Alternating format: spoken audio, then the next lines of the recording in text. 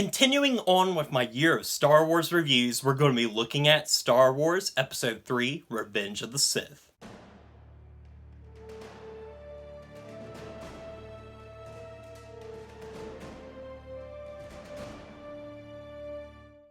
Revenge of the Sith was directed by George Lucas and stars Hayden Christensen, Ewan McGregor, and Natalie Portman, and is considered the good one of the Star Wars prequel trilogy, or at least the best one.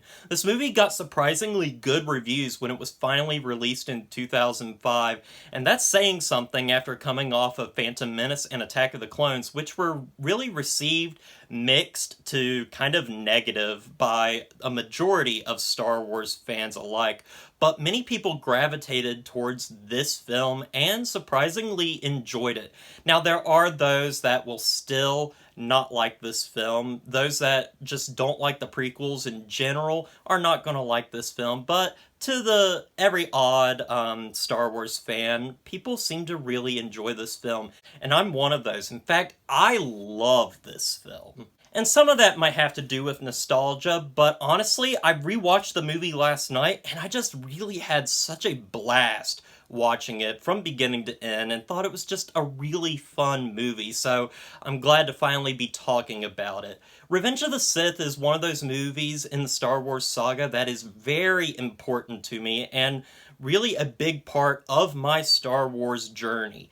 I've recently said in my other reviews that Return of the Jedi was my first Star Wars film. It was the first Star Wars film that I ever watched on my own, by myself, and just kind of watched it on a whim, not really understanding anything about Star Wars.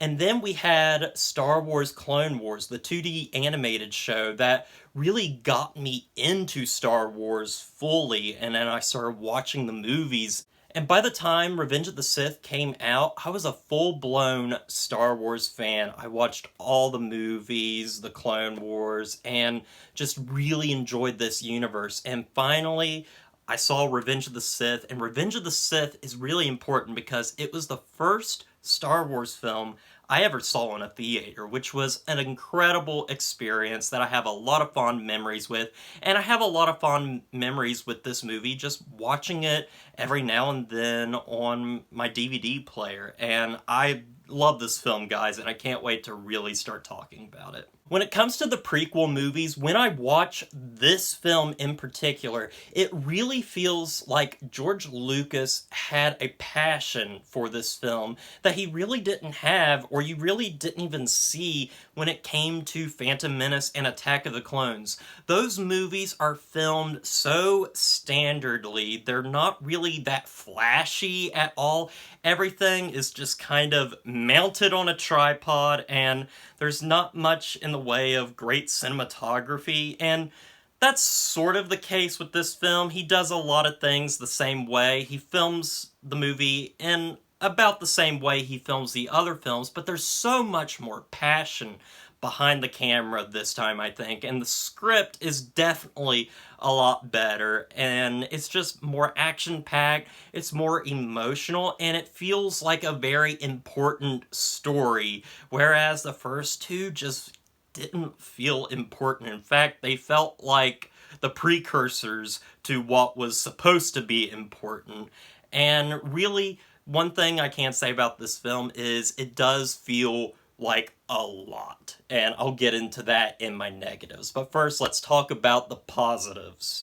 First off, with my positives, I want to say that Ewan McGregor and Hayden Christensen do an excellent job in this film, particularly Ewan McGregor, who has really always been good as Obi-Wan, aside for maybe Phantom Menace, but I really did enjoy him. He was one of my favorite parts of Attack of the Clones, and he is a great presence here. He really does feel like a young Alec Guinness Obi-Wan, and he just plays it so well. He has such witty dialogue that is actually really funny and quotable, and it's really enjoyable. And also, Hayden Christensen gets a lot of flack in these movies for giving terrible performances or just saying terrible dialogue, and none of that is really his fault. A lot of it is the dialogue, and there is some dialogue in this film that is, it's pretty terrible. But Hayden Christensen gets a lot more to do in this film than just, saying terrible dialogue. There are a lot of moments in this film where there's no speaking lines, and it's just his performance, and it's really good. Especially, might be the best scene in the movie. It's when Anakin finally discovers that Palpatine is the Emperor, and he goes into the Jedi Temple. He's inside the Jedi Council room, and the music starts playing, and you see how conflicted he is, and the performance is really good. And then you see him look out the window, and it's as if him and Padme are looking at each other, and just the music, the performance, just the way it is filmed, the way it looks is just beautiful, and I love that scene to death.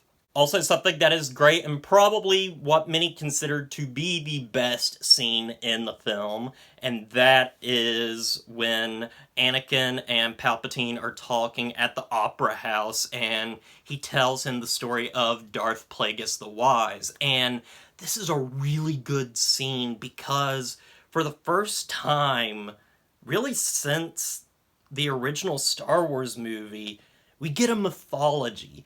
And I absolutely love hearing this story of Darth Plagueis the Wise. It's a scene that we don't really get in any of these Star Wars movies, like, at all. And it's very well done. Ian McDiarmid does such a good job. In fact, I'm going to talk about him in a little bit. But this scene is just so powerful. Again, the music, the setting, and Ian McDiarmid's performance just works so well to make this a very memorable scene. And now I want to talk about Ian McDiarmid because he is kind of the best part of this film and the reason you should watch the movie.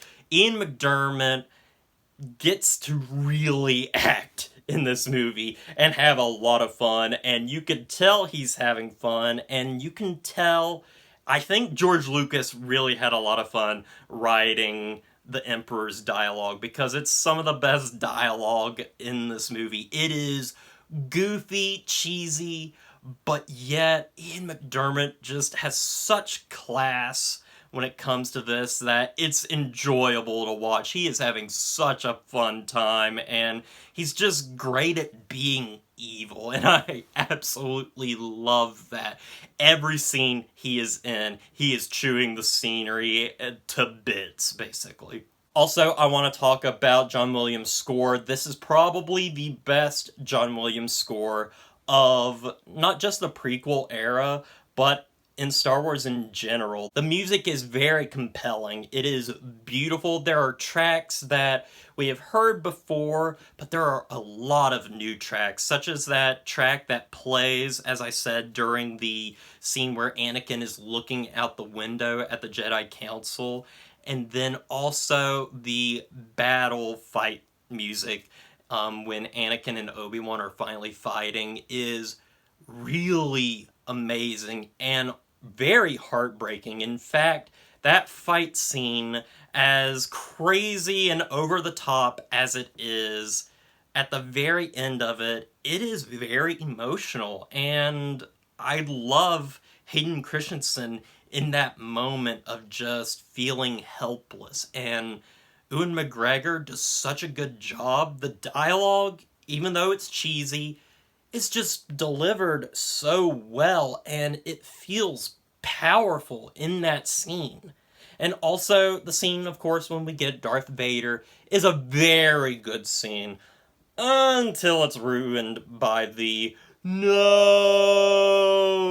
But, what can you do? It's George Lucas. He's still not that great with dialogue even now, but, still, it's a good scene overall. And also, the ending of this film is really powerful. I love the ending shot with Luke being taken by Uncle Owen and Aunt Beru. It's such a really good scene to really cap off everything, and it's just fantastic. There are a lot more positives I do have with this film, but that's just the majority of them. If I talked about all of them, this video would be way too long. But guys, yes, this is a really, really enjoyable and fun film. It's emotional, and I can understand why some people still just don't like this film, because it does have its share of problems, and a lot of that has to do with, well, the script, for one. Yes, it is very much like with Phantom Menace and Attack of the Clones. It is a very clunky script. It has awkward dialogue. One of the most awkward scenes in the prequel trilogy is in this movie when Anakin is talking to Padme, and we just have this really awkward scene of them talking, and he's like, "You're just so beautiful." She's like, "It's only because I'm so in love." "No, it's because I'm so in love with you." Like, what is that? I mean, it's pretty terrible. Also, stuff that was kind of disappointing was General Grievous in this film. He's just kind of bad guy. Like, there's nothing really to him, which is disappointing because his introduction in the 2D Clone Wars is so good. He is menacing, and he's just kind of a lackey in this film, which was really disappointing. Also, kind of a negative with this film is the fact that there is just a lot going on in this film. This movie is pretty long, but it still has way too much going on, and a lot of that is attributed to the fact that we spent the first movie, Phantom Menace, just with an inconsequential storyline, and then we get to Attack of the Clones, which sort of gets interesting, but then by the time we get to Revenge of the Sith, we're down to one movie, and I really don't think George Lucas had the prequels planned out as well as he did with the original trilogy, and even that wasn't planned out as well as it should have been, but it still was a cohesive whole. Here, it just feels really clunky, and it feels like there's 2 movies worth of stuff in this film, and that is really a problem with the film when you're kind of just racing through stuff, kind of like just the fact that the Jedi die in a montage scene is really disappointing. In fact, one of my best friend's dad was really disappointed that the Jedi just died like that. And another problem is the characters just don't have that much depth. These characters really just aren't that interesting, and a lot of that is, again, attributed to the script. Also, this is a little bit of a nitpick, but even though I love the very end of this film, it does feel very weird that at the very end of this movie, they try to wrap everything up in a little bow, and a lot of that makes things a little complicated when you get to the original trilogy, such as the fact that Padme has the babies and then dies, when Leia in the original trilogy says that, she knew her mother, but, she was really young when she died. I guess she was, 0 years old when she died now. It's really kind of stupid. Overall, guys, Revenge of the Sith is a movie with plenty of flaws, and there is a lot of them, and I can understand why people wouldn't like this film. However, a lot of the positives are just so high up for me that I enjoy them so much. There's subtleties everywhere, and I think this is an extreme improvement over the prequels of, episode 1 and 2. So guys, I really mean it when I say I absolutely adore this film and love it. It is one of my favorite Star Wars movies to date. It is enjoyable, it's action-packed, it's fun, and a little weird and silly. And having all that together in this film just makes it such a fun package. I'm gonna give Revenge of the Sith an 8 out of 10.